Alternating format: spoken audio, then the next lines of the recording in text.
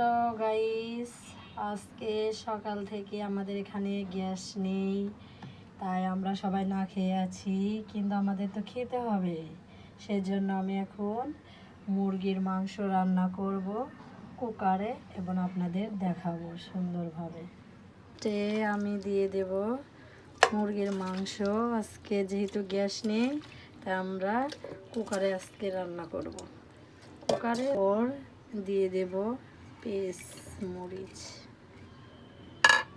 তারপর দিয়ে দেব পরিমাণ মতো মশলা, এরপর দিয়ে দেব তেল, তারপর সুন্দরভাবে মাখাতে হবে।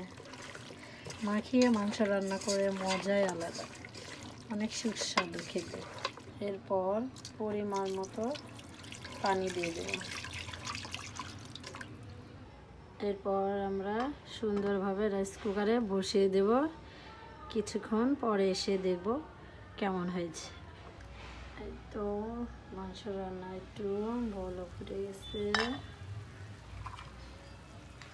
নাড়া ছিঁড়ে দিতে হবে। তো হয়ে গেছে মুরগির মাংস রেডি।